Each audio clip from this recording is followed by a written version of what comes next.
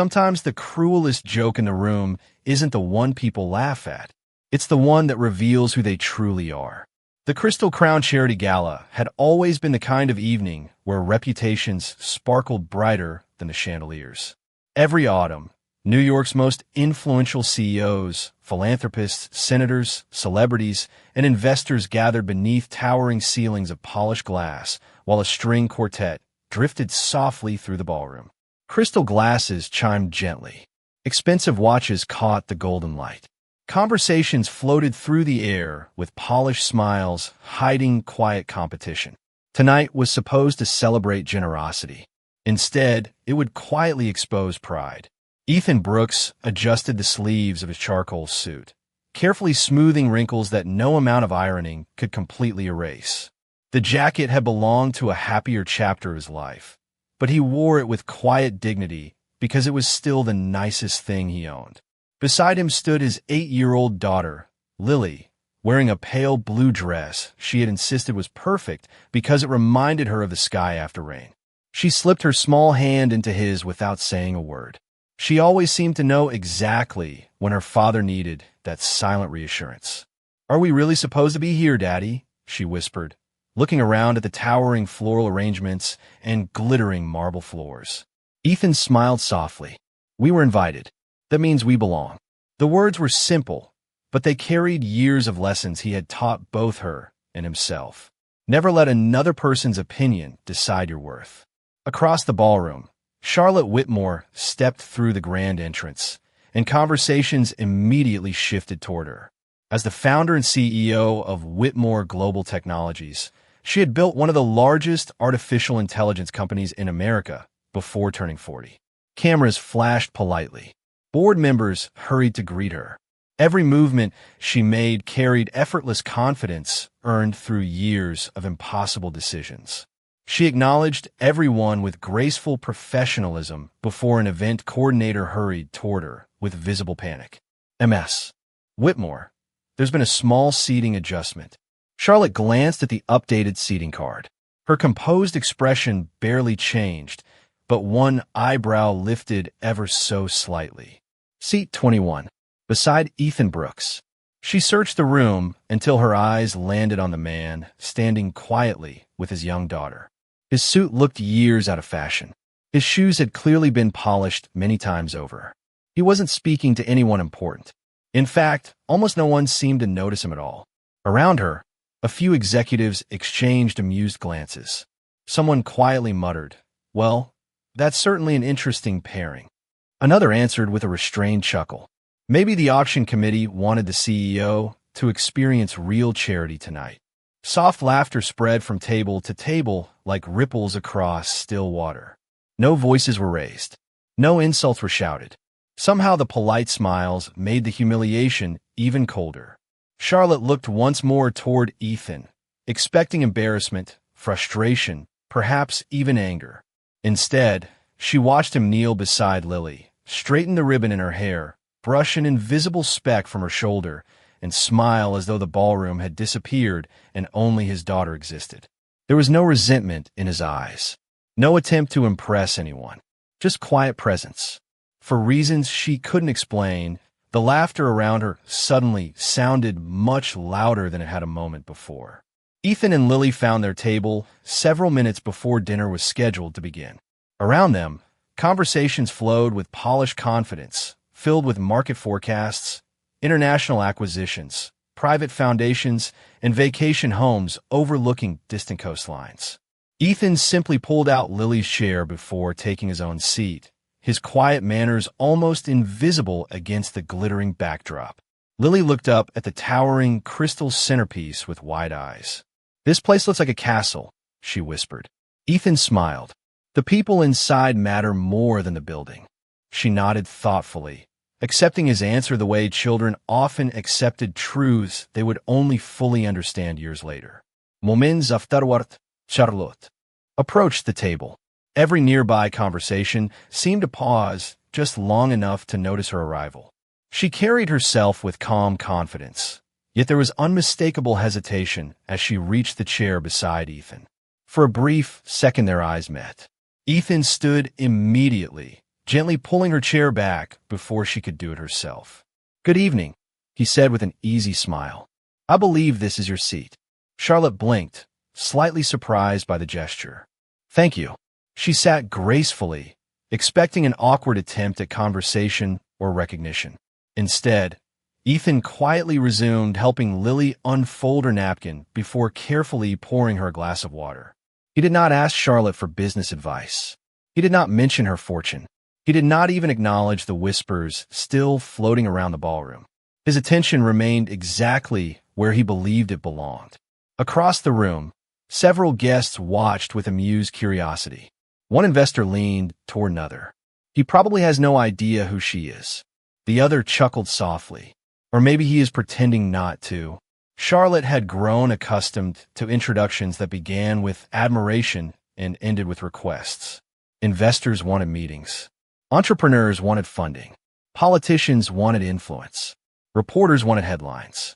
Sitting beside a man who appeared completely uninterested in her status felt strangely unfamiliar. Lily looked toward Charlotte with an innocent smile. "Your dress is really pretty." Charlotte smiled back before she could stop herself. "Thank you. Yours is beautiful too." Lily beamed proudly. "Daddy says blue reminds people to look up." Charlotte glanced toward Ethan. "That is an unusual thing to tell a child." Ethan shrugged gently. "Life gives us enough reasons to stare at the ground. I figured she should remember the sky too." The sentence lingered in Charlotte's thoughts longer than she expected. It sounded too thoughtful to be rehearsed and too natural to be an attempt at impressing anyone. Before she could respond, a waiter accidentally brushed against Ethan's shoulder while placing another guest's drink. A few drops of sparkling water landed on Ethan's sleeve. The young waiter immediately looked horrified. "Sir, I am so sorry." Ethan looked down briefly before offering a reassuring smile. "It is only water. Accidents happen. Take your time. Everyone is waiting for dinner, not perfection." Relief washed across the young man's face as he quietly thanked him and hurried away. Charlotte watched the entire exchange without speaking. Most people in the room demanded excellence because they believed money purchased flawless service. Ethan had offered something far rarer. He had protected a stranger's dignity without making it look like generosity. As the orchestra began another gentle melody, Charlotte found herself studying the quiet father beside her instead of the famous faces scattered throughout the ballroom. For the first time that evening, she stopped wondering why he had been invited and started wondering why someone so ordinary seemed completely untouched by the need to prove that he belonged. Charlotte tried to return her attention to the conversations unfolding around the ballroom, but her curiosity kept drifting back toward Ethan. He was unlike anyone she had met at events like this. He was neither intimidated nor impressed. He simply existed with a calm confidence that did not ask for recognition. Dinner had barely begun when the first interruption arrived. An older gentleman with silver hair paused beside their table, holding his wine glass with quiet elegance. Several nearby guests immediately recognized him as one of the country's most respected aerospace executives. Instead of greeting Charlotte first, the man smiled warmly at Ethan. "It has been far too long, my friend." Ethan stood and shook his hand. "Good to see you again, Richard. How is your granddaughter?" Richard's face brightened. "She starts college this fall. She still remembers the advice you gave her." Ethan laughed softly. "She never needed my advice. She only needed confidence." Richard nodded with genuine gratitude before noticing Lily. "You must be Lily. Your father talks about you every chance he gets." Lily smiled shyly. "Nice to meet you, sir." Richard bowed his head slightly toward her before excusing himself. Charlotte watched the exchange in silence. Richard Hale rarely approached anyone without purpose, yet he had spoken to Ethan with unmistakable affection and respect. Before she could process what she had witnessed, another distinguished guest approached. This time, it was former federal judge Margaret Lawson, a woman whose reputation for integrity had become legendary. She gently placed a hand on Ethan's shoulder. "I hope you would be here tonight." Ethan smiled. "It has been a while, Judge Lawson." She laughed. "You're the only person who still insists on calling me Judge after retirement." Ethan answered with quiet warmth. Some titles are earned forever. The retired judge's eyes softened before she looked toward Lily. Your father has one of the finest hearts I have ever known. Never forget that. Lily answered without hesitation. I will not. Charlotte felt an unfamiliar sense of confusion growing stronger. Around the ballroom, several guests had begun noticing the pattern. Important people kept approaching the quiet father no one seemed able to identify. None of them spoke about money. None of them mentioned business opportunities. They greeted him the way people greeted someone they genuinely admired. After Judge Lawson walked away, Charlotte finally spoke. You seem to know quite a few remarkable people. Ethan glanced toward the ballroom before smiling modestly. Life has a funny way of introducing us to people when we least expect it. You never mention what you do. Ethan looked at Lily as she carefully cut a piece of chicken before answering. These days I spend most of my time making sure she grows into a kind person. Charlotte smiled politely. That cannot be your only job. Ethan shrugged. It is the most important one. Before Charlotte could ask another question, the orchestra paused as guests applauded the arrival of retired General Thomas Everett, a decorated military leader whose presence commanded instant respect. The general walked directly across the ballroom without hesitation. Guests assumed he was heading toward the stage, but instead he stopped beside Ethan. I was hoping you accepted the invitation. Ethan rose once again, and the two men shook hands firmly. It is good to see you, General. The general smiled. Please, tonight, I'm just Thomas. His eyes briefly rested on Lily before he reached into his pocket and handed her a small commemorative challenge coin. Take good care of your father. He has spent his life taking care of other people. Lily accepted it carefully with both hands. Thank you. As the general walked away, an unmistakable hush settled over the nearby tables. Charlotte slowly turned toward Ethan, realizing that the room was beginning to look at him very differently. The laughter that had welcomed his arrival earlier that evening had quietly disappeared, replaced by something far more powerful. Curiosity had begun turning into respect, and no one seemed to understand why. Charlotte had attended enough charity galas to recognize every predictable pattern. Wealthy guests usually measured one another within seconds, quietly calculating influence, accomplishments, and usefulness before deciding how much attention someone deserved. Ethan seemed completely unaware that such invisible rules even existed. Or perhaps, she began to wonder, he simply refused to play by them. As servers carried the next course through the ballroom, Charlotte noticed something else. Every member of the hotel staff greeted Ethan with genuine warmth. The woman refilling water smiled, naturally instead of professionally. The elderly gentleman collecting empty plates paused long enough to ask Lily whether she was enjoying the evening. Ethan thanked each employee by name. Thank you, Maria. I appreciate it, Daniel. Good evening, Mrs. Carter. They responded with the relaxed smiles usually reserved for old friends. Charlotte leaned slightly closer. You know everyone working tonight? Ethan smiled without taking his eyes off Lily as she quietly admired the dessert menu. Not everyone, just the people I have met before. You have attended this gala often? A few times. His answer was as brief as ever. Charlotte waited for him to elaborate, but he simply folded his napkin neatly beside his plate. Silence did not seem uncomfortable to him. It felt intentional, almost peaceful. Across the ballroom, a photographer approached. Several tables, asking distinguished guests to pose for commemorative pictures supporting the foundation. He stopped beside Charlotte with immediate enthusiasm. Ms. Whitmore, may I take a photo? She nodded politely. The photographer then looked toward Ethan. Would you mind joining the picture, sir? Ethan smiled apologetically. Thank you, but I think Lily deserves to be in the photograph more than I do. The photographer laughed. Then both of you, please. Lily looked toward her father. Can we? Ethan nodded. Father and daughter stood together. Lily slipped her hand into his once again, smiling with effortless happiness. There was nothing staged about the moment. No carefully practiced image. Just a father looking at his daughter as though she were the greatest achievement of his life. The camera flashed. Charlotte unexpectedly found herself smiling at the scene before quickly looking away. She had spent years watching executives manufacture perfect public images. This felt different. It could not be rehearsed because children never followed scripts. Lily suddenly noticed a little girl standing alone near another table, nervously clutching the edge of her mother's evening gown. Without hesitation, Lily looked toward Ethan. "Daddy, may I give her my extra chocolate?" Ethan glanced toward the shy child before smiling warmly. "If you think it will make her evening brighter, then I think that is a wonderful idea." Lily carefully carried the untouched dessert across the room. The little girl accepted it with wide eyes before breaking into a grateful smile. Her mother quietly thanked Lily, then looked toward Ethan with appreciation. Charlotte watched the exchange unfold without a single word being spoken between father and daughter beyond permission. She realized kindness had become instinct for the child because it had first become habit for the father.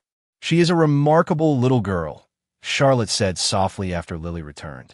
Ethan's expression softened with unmistakable pride. "She teaches me every day that goodness grows best when children see it instead of hearing lectures about it." Charlotte looked at him for a long moment. There was no arrogance in his voice, no attempt to sound wise. He spoke as someone who had lived through enough sorrow to discover that the smallest acts of grace often matter the most. Around them, conversations about stock prices, luxury properties, and billion-dollar partnerships continued filling the ballroom. Yet somehow those voices felt strangely distant. For reasons Charlotte still could not explain, the quiet father beside her had become the most interesting person in a room filled with people the world already considered extraordinary. The ballroom settled into a comfortable rhythm as the orchestra began another gentle arrangement. And for a few peaceful minutes, it seemed the evening would continue exactly as every prestigious gala always had. Then the music stopped. At first, only a few guests noticed the sudden silence. Heads slowly turned toward the center of the room, where an elderly philanthropist named William Ashford had paused beside his table, one hand resting lightly against the back of a chair. His face had grown unusually pale, and his breathing appeared strained. His wife reached for his arm with quiet concern. "William," she asked softly. Within seconds, nearby conversations faded. Several guests stood uncertainly, unsure whether to help or simply stay out of the way. Hotel staff exchanged nervous glances while searching for security personnel. Charlotte instinctively rose from her chair, her expression filled with concern. Before anyone could begin speaking over one another, Ethan calmly placed his napkin on the table and looked toward Lily. "Stay right here, sweetheart." She nodded immediately, trusting him without hesitation. Ethan walked across the ballroom with steady, unhurried steps. There was no panic in his face, no dramatic urgency, only quiet focus. As he reached William, he knelt beside the older gentleman and spoke in a calm, reassuring voice that carried surprising authority. "Mr. Ashford, can you hear me?" William answered with a weak nod. Ethan offered a gentle smile. "Good. Keep taking slow breaths. Help is already on the way." Although no one had actually called for assistance yet, Ethan looked toward the nearest employee and spoke clearly. "Please ask the hotel medical team to come to the ballroom immediately and have someone bring a chair with back support." The young employee responded instantly, almost without thinking. "Yes, sir." Another server hurried toward the lobby while a manager quietly began directing guests to create more space. Charlotte watched the scene unfold with growing disbelief. No one questioned Ethan's instructions. They simply followed them. William's wife looked frightened. Ethan turned toward her with the same calm expression. "He is not alone. We are going to take good care of him." Those simple words seemed to steady her almost immediately.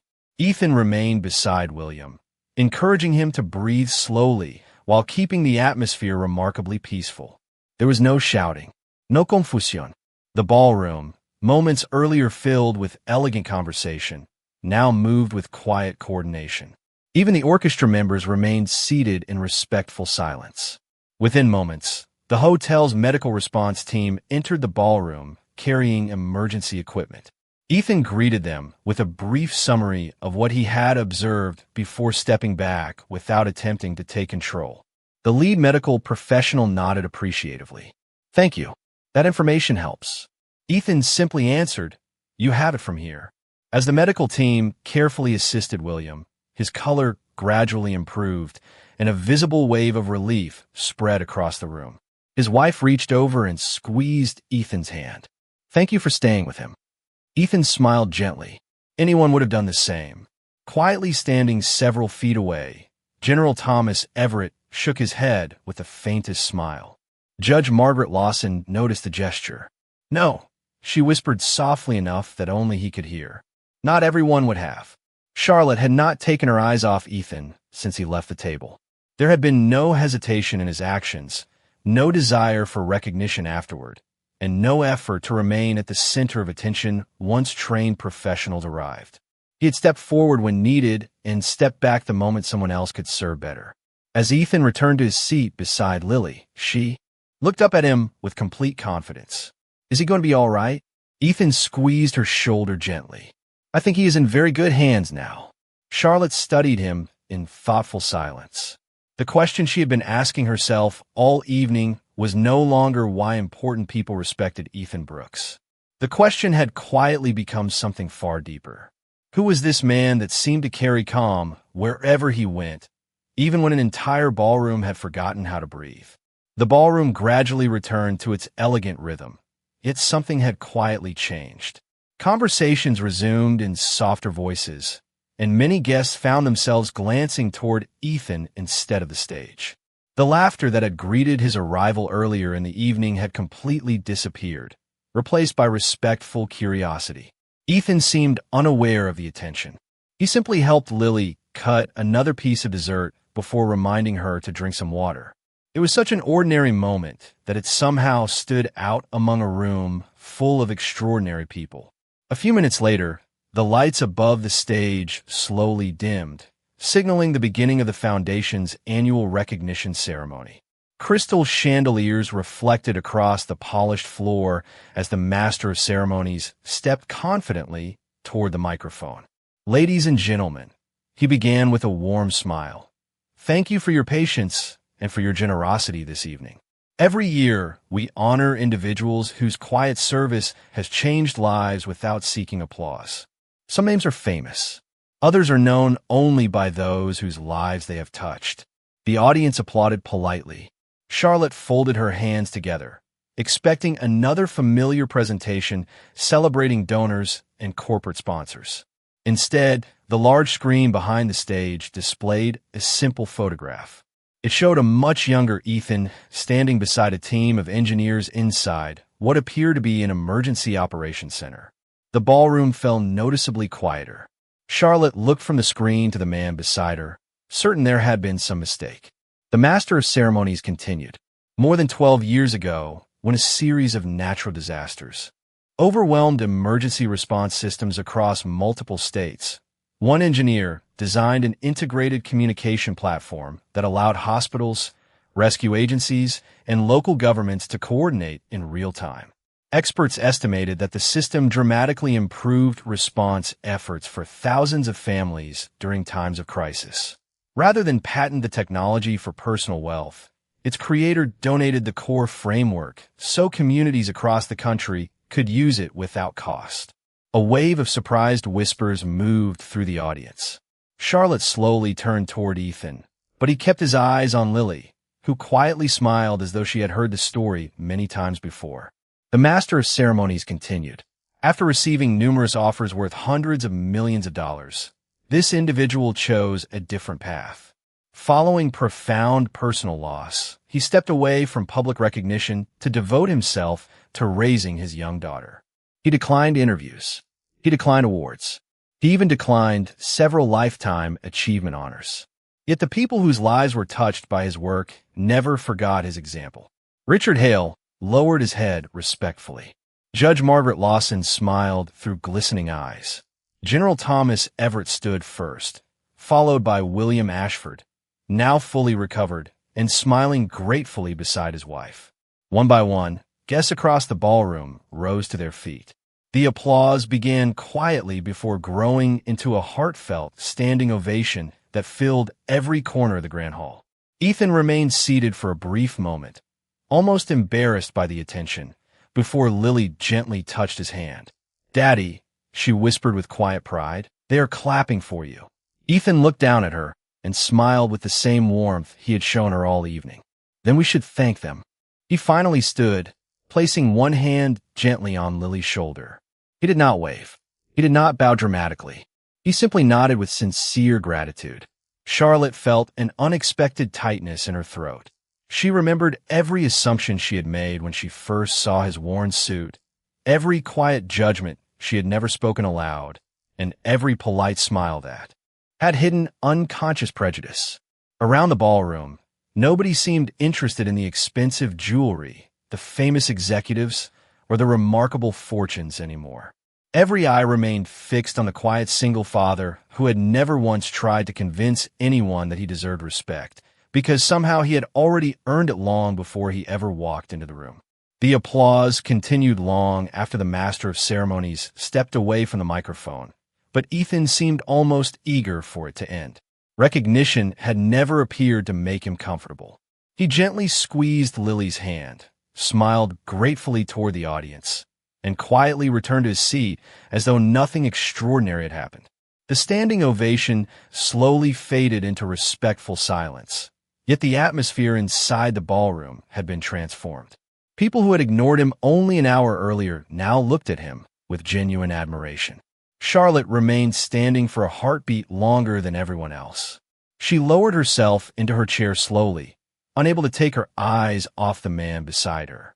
Every assumption she had formed throughout the evening replayed in her mind with uncomfortable clarity. She had judged his worn suit before noticing the kindness behind it. She had measured his place in the room before measuring his character. She had mistaken simplicity for insignificance. Ethan glanced toward her with the same calm expression he had worn since the beginning of the evening. There was no satisfaction in his eyes, no hint that he enjoyed proving anyone wrong. If anything, he looked relieved that the attention was finally drifting away. Charlotte took a slow breath before speaking. "I owe you an apology." Ethan looked genuinely surprised. "For what?" She gave a small, embarrassed smile. "For believing I understood who you were after only a few seconds." Ethan remained quiet for a moment, considering her words instead of rushing to answer them. Finally, he smiled gently. "Most people make quick decisions. Life teaches us to do that." Charlotte shook her head softly. "That does not make it right." Ethan nodded once. "No, but it makes forgiveness easier."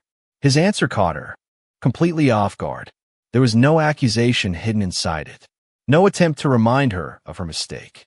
Only grace. She found herself lowering her eyes for the first time in years, not because someone had embarrassed her, but because someone had shown her kindness she had not earned. Lily looked between them with innocent curiosity. "Daddy says everybody deserves another chance." Charlotte smiled warmly at the little girl. "Your father is a very wise man." Lily giggled. "He says he is still learning." Ethan laughed quietly. "That part is absolutely true." The simple exchange, somehow, felt more meaningful than every formal speech delivered that evening. Nearby guests continued approaching Ethan, but now they did so respectfully, waiting until conversations ended before greeting him. There was no pushing for photographs or business cards. People simply wanted to shake his hand, thank him for his years of quiet service, or introduce themselves to Lily. Charlotte watched every interaction carefully. Ethan treated a billionaire exactly the same way he treated the young waiter who had spilled water earlier. He listened before speaking. He remembered names. He thanked people for their time. He never once mentioned his accomplishments unless someone else brought them up. That consistency fascinated her more than the award itself. She leaned toward him once more. "Can I ask you something?" Ethan nodded. "Of course." Charlotte hesitated before speaking honestly. "After everything you accomplished, why did you never return to the spotlight?" Ethan looked toward Lily, who was happily examining the commemorative challenge Coin General Everett had given her. His expression softened with quiet affection. "Because there was someone at home who needed a father more than the world needed another successful executive." Charlotte followed his gaze toward Lily and felt something inside her quietly shift. She had spent years believing the greatest measure of success was what people built for themselves. Sitting beside Ethan, she realized the greatest legacy might simply be the life someone built for another person.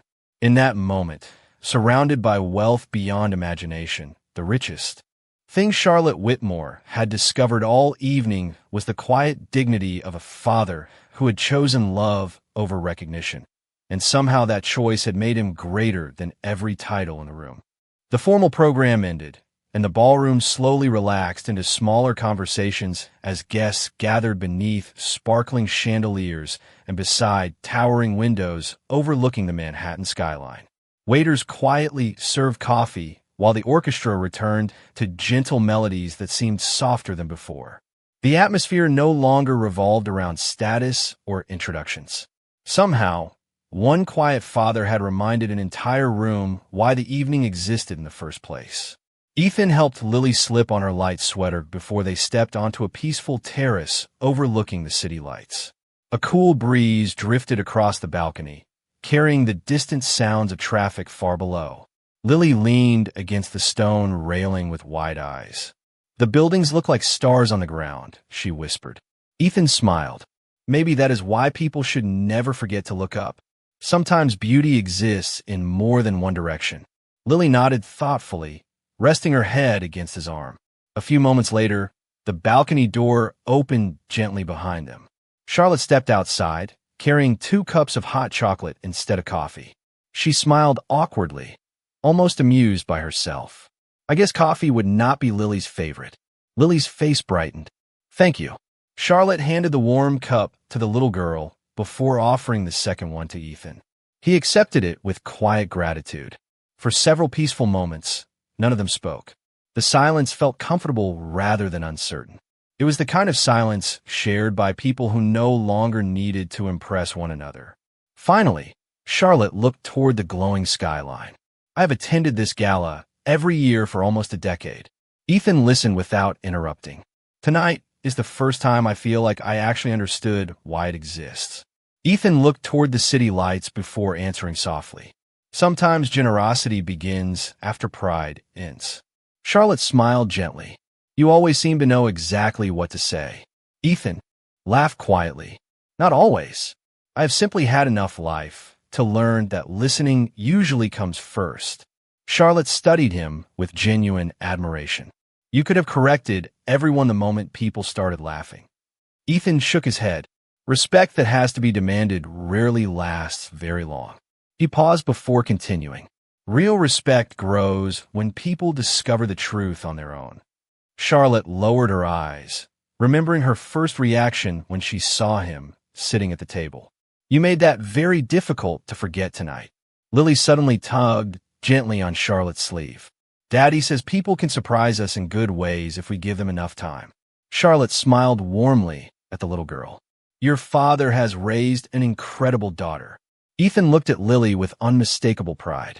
"She makes the job easier than she realizes." The 3 of them stood together watching the lights shimmer across the city. There was no discussion of business, no mention of investments or partnerships. Charlotte found that strangely refreshing. For years, she had struggled to know whether people valued her or simply valued access to her success. Standing beside Ethan, she experienced something she had almost forgotten was possible. She felt seen as a person rather than a title. Before returning inside, Charlotte turned toward Ethan with quiet sincerity. "Would you and Lily allow me to take you both to dinner sometime? Not a gala, not a fundraiser, just dinner." Ethan looked at Lily first. She smiled brightly and gave a small, hopeful nod. He looked back at Charlotte. "I think we would enjoy that." Charlotte smiled with genuine happiness, and for the first time that evening, it had nothing to do with winning a negotiation or closing an important deal. It came from something far simpler. Somewhere between the laughter that had once filled the ballroom and the quiet conversation beneath the night sky, 2 strangers from completely different worlds had discovered that dignity, kindness, and second chances often built stronger bridges than wealth ever could. 1 year passed more quickly than any of them expected. Autumn returned to New York, and with it came another. Crystal Crown Charity Gala beneath the same brilliant chandeliers that had witnessed quiet lessons the year before. The guest list remained just as impressive. Fortune 500 executives, celebrated philanthropists, decorated public servants, innovators, and community leaders once again filled the ballroom with polished conversations and elegant smiles. Yet before the evening officially began, something unexpected happened. Charlotte Whitmore approached the seating coordinator holding the final seating chart. The coordinator smiled politely. "Your table has been prepared exactly as requested, Ms. Whitmore. You will be seated with several international investors." Charlotte looked at the chart for only a moment before gently shaking her head. "Please make one change." The coordinator looked surprised. "Of course. What would you like adjusted?" Charlotte smiled warmly. "Save the seat beside Ethan Brooks if he and Lily are attending." The coordinator blinked in confusion. "You would prefer to leave the head table?" Charlotte answered without hesitation. "That is exactly what I would prefer."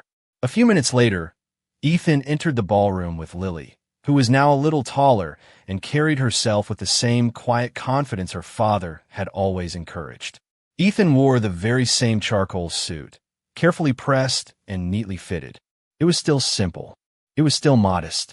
The only difference was that everyone who saw him now stood before he reached his table. Conversations paused, not because someone famous had arrived, but because someone deeply respected had walked into the room. General Thomas Everett smiled across the ballroom. Judge Margaret Lawson waved warmly. Richard Hale greeted Lily like a favorite granddaughter. Even members of the hotel staff welcomed Ethan and Lily with genuine happiness. Charlotte walked across the room herself before anyone else could reach them. Without saying a word, she gently pulled out the chair beside her and smiled. "I was hoping you would sit here." Ethan returned the smile with quiet gratitude. "Thank you, Charlotte." Lily looked around the ballroom before whispering to her father, "Nobody is laughing this year." Ethan squeezed her hand gently. Sometimes people need time to see clearly. Throughout the evening, Charlotte introduced Ethan exactly the same way each time someone new approached. She never mentioned awards, achievements, or recognition. She simply smiled and said, "This is my friend, Ethan Brooks." Somehow, those 6 words carried more honor than any list of accomplishments ever could.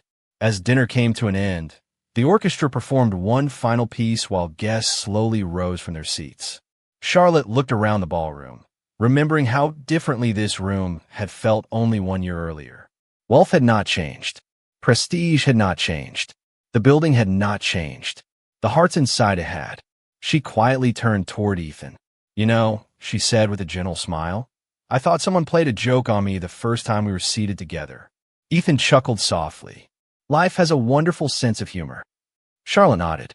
"It does. Because I walked into this room believing I was about to meet someone beneath my world." She paused, her eyes reflecting quiet gratitude. "Instead, I met someone who reminded me how to become a better person inside it." Ethan lowered his eyes modestly before answering. "We all help one another find the better versions of ourselves." The ballroom grew still for just a moment as the final notes of the orchestra faded into silence. No applause followed. None was needed. The quiet itself felt like the evening's greatest tribute. Sometimes dignity does not announce itself with power, wealth, or titles. Sometimes it walks through the door in an old suit, holding a little girl's hand. Sometimes grace chooses silence over recognition, kindness over pride, and forgiveness over judgment. And when truth finally arrives, the loudest sound in the room is not applause at all. It is the silence of hearts discovering that respect was never something money could buy. It was always something character quietly earned.